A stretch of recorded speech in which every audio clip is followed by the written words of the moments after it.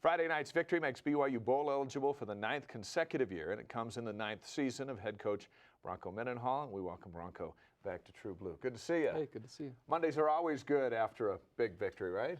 You know, Holly was just saying yesterday there's 60-something families that are miserable today and 60-something that actually have a smile. And so, yeah, we're smiling today. It's a statement game, and there's just a few of them on the schedule, and I know they jump off the page, and just to be able to measure up and take that must mean so much. I think the quality of opponent was one thing, and Boise's record in October where they haven't lost in 50 games or something.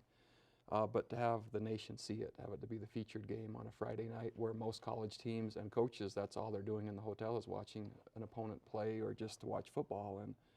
And so on that stage versus that opponent, it was a good win. It's time to rest a little bit with the bye week. What about Daniel Sorensen and Mike Hague? We saw them both go off with head injuries. So both have concussions. Daniel's recovering faster than Mike. Both will be expected to play and will be ready to play versus Wisconsin. Marcus Johnson, a nose tackle as well, same injury. And so we expect all three back. So really for the health of our team, besides those three, we need some rest. November 16th is the final home game for some of your outstanding seniors. Let's roll out a couple of these guys and let you talk about them. Kyle Van Noy, you see him in practice. His story is well known. What's meant more, BYU to Kyle Van Noy or Kyle to your football program? I think it's just who you ask. If you were to ask me, it's him to our program. Maybe if you ask here as folks, it might be BYU to him. Yeah. Either way, it's a great partnership, and Kyle he's made so many plays against so many teams. And he just has been a phenomenal player for us and grown tremendously as a person. Here's another one, Cody Hoffman. He'll be on top of all the records before the season's done. Hasn't had it easy, but he's been there and he's going to finish. Yeah, I think resiliency would be a great word for Cody. And he's been so productive when you consider all the passes BYU's thrown over history. He's going to be the leading receiver, and then to have his personal decisions end up kind of matching that over time, that's been really good. Daniel Sorensen in the secondary of your defense, and he's been there for what feels like forever. I really didn't know what to do when he went out of the game last week. That's the first time I don't ever remember coaching a game on defense without him. He is just absolutely trustworthy, a great athlete, a fantastic person, great leader as a captain. If you were to say what's BYU football, he's it. Last year we wondered, well, who's going to replace Brandon Ogletree with all those tackles, and here comes Wani. Wani is a quiet leader that's so fierce and so tough, and really is a great presence within the Polynesian community on our team.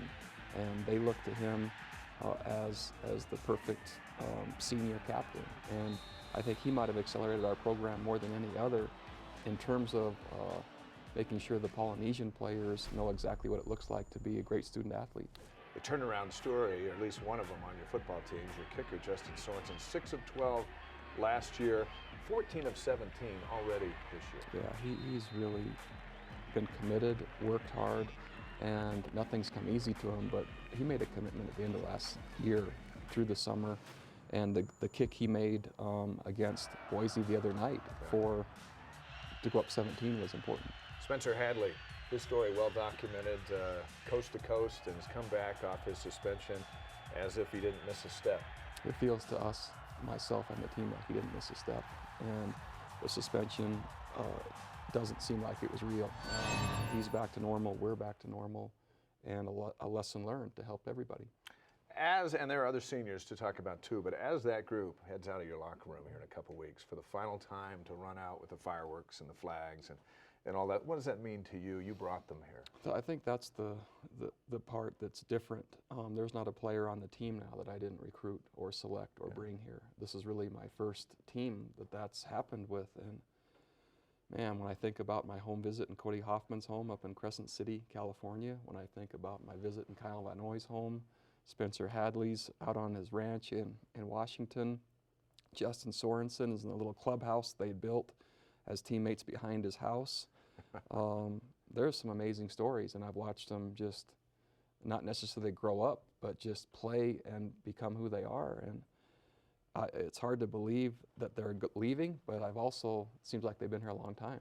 You got another guy as part of the youth movement now. Your quarterback is a sophomore, started 11 games, and Taysom Hill now number 6 in the country in total offense. Considering you go back to the swamp in Virginia and how it all began, what has he done to develop so quickly? He's just remarkable in pretty much every facet of his life. Spiritually, he's remarkable. Academically, he's very, very strong. His social choices are right on. He's an excellent leader. He works like crazy. He has physical talent, and it was very interesting for me to hear any criticism for him at the beginning, Right. because none of it was founded based on what I knew he was capable of doing, what he would do, and that's played out exactly, I think, as he knew it would and I knew it would, and it will just continue. I mean, and we're not scratching the surface yet of what he's capable of. ABC and ESPN now jumping on board with the Wisconsin games, which is just another mega moment for the football team. What about the Badgers? And you have 2 weeks to get ready. I love the matchup. We're anxious to play. Our team has momentum. We're confident. We're certainly not afraid. And we think we have a great chance. And part of being independent, and one of the motives was to play the best teams on the biggest stages in front of the most people. And that happened Friday night against Boise State, and now it's going to happen again. And when we're able to play the way that we're capable of on those stages, those are significant moments for our program. All right, we thank you. Thanks. For coming. All right. Bronco Mendenhall.